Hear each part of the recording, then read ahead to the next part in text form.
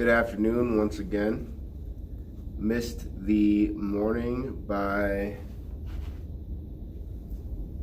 about an hour, so actually we had to go into work today as teachers, and I'm here today. It will be my last day here for a few weeks, so quite an experience as we are preparing for this online learning opportunity and doing our best to make sure that we are getting the kids as close to an equal education as they would be getting in school by utilizing the internet. So what a beautiful time to be alive in so many ways, and truthfully what a scary time to be alive for others in so many ways.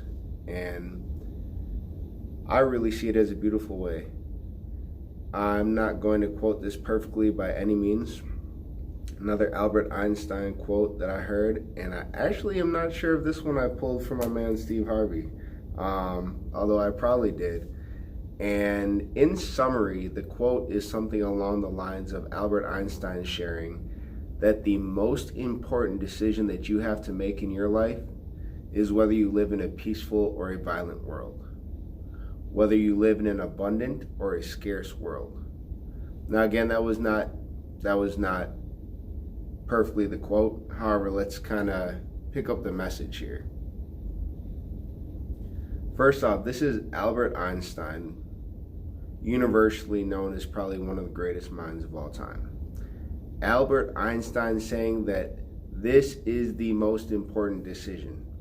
That's a big statement to come from one of the greatest minds of all time. This is the most important decision for you to decide whether we live in a peaceful and abundant world or a violent and scarce world. I believe that a lot of us were raised in a competitive, scarce environment.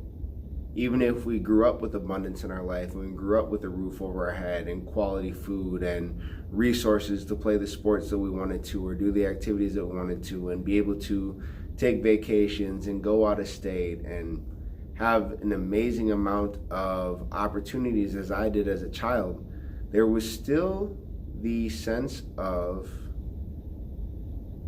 well, I gotta get mine. And where that really stems from is there's two ways to look at this to me.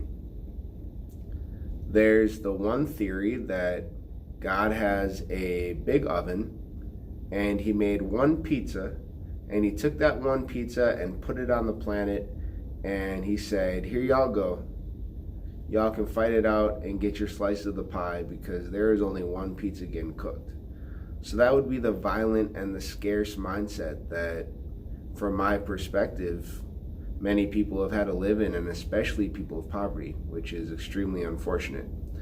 And on the other perspective, there's the giant oven, and God put a pizza on, and as soon as half the pizza starts getting ate up, he takes the next one out of the oven and puts it on there as well. So which one do you believe? Do you believe that life is abundant? Do you believe that life is always giving? Or do we come from a mindset of there's not enough for everyone, overpopulation is a concern, I gotta worry about myself? It's up to you, but Albert Einstein said that's the most important decision. I'm gonna tie this into something I actually learned from my time while I was running a BWW Amway business. And I cannot remember the speaker's name right off the top of my head. This is not his quote, however, I love this. Again, not perfect. Watch your thoughts, for those become your beliefs. Watch your beliefs, for those become your actions. Watch your actions, for those become your habits. Watch your habits, for that becomes your character. And watch your character, for that becomes your destiny. So again, that's watch your thoughts, because thoughts turn into what you believe. And watch what you believe, because that turns into how you act. And watch how you act, because that turns into your habits, how you act regularly. Watch your habits, because that becomes your character, who you are, and your character will control your destiny. So choosing to look life in a positive way, in a giving way, in a loving way is the decision that I chose to make. And in this time where there's a lot of fear going on because of this virus that has been spread, and I'll be perfectly honest and share that I'm not intimidated by the virus in any sense. I feel extremely healthy. I feel blessed. I feel grateful. I feel all the same love and joy that I have before this occurred. And I can be completely honest and also share that I've had like the, oh my goodness, what if grocery stores shut down? What are we going to do? I had those thoughts. And I've just chose to get away from them. That's one thing that I just caught on. I'm on chapter 14. Almost done with this book. And I just noticed is how much Dr. Dyer talks about the importance of watching our thoughts. I actually felt nervous today to create this. I felt like I didn't come in with as much confidence as I did on day one. And it's showing a little bit. However, I still know that I'm doing my best to bring everybody quality content here.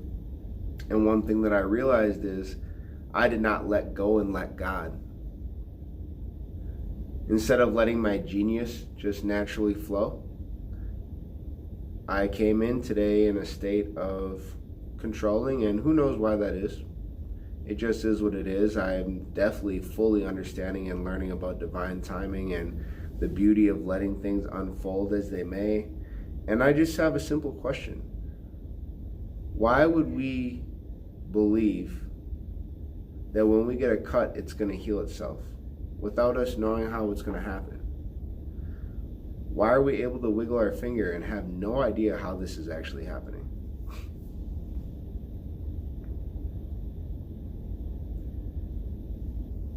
Why don't we just allow God, let go and let God? Why do we create so much fear around a virus that most people recover from?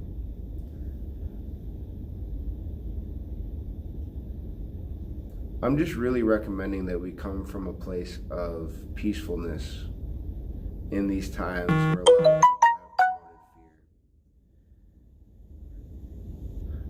fear. Life is perfect. Life is exactly as it was meant to be.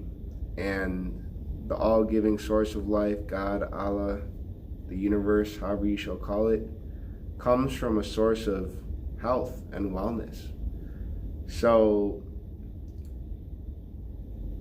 if I was making a suggestion in order to stay optimistic through these times, it's reconnect with who you really are. Reconnect with your source. When they say go within to find yourself, the reason they say that is because as you keep going within, you realize that you can't find anything there. Because you are everything. And that's a deep concept that a lot of people may struggle to handle. They're so connected to the ego and the body. When you pass away, your body is going to weigh the same amount as when you were here. So where did you go? Are you this body? If after you pass away, the body still weighs the same, so how could you be this body? Understand that you are source. I'll probably wrap up here because I really appreciate this. And this is the end of chapter 13 out of The Power of Intention. And he says, this is a quote of Jesus.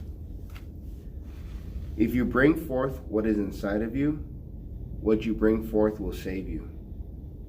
If you don't bring forth what is inside of you, what you don't bring forth will destroy you.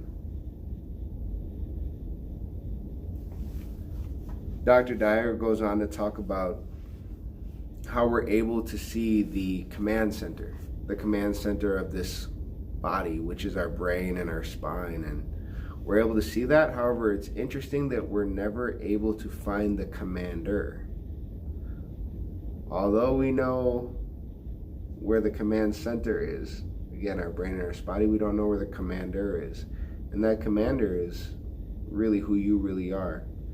And the way that you're able to connect and be one with who you really are is by having thoughts of what you want in your life, having thoughts of peace, love, and acceptance. So my recommendation to all today is just take the opportunity to spend 20 minutes in silence with yourself. Take some time, relax, simplify life. You can't take any of it with you. I love you all. Hope everyone has a beautiful day. Look forward to seeing you tomorrow.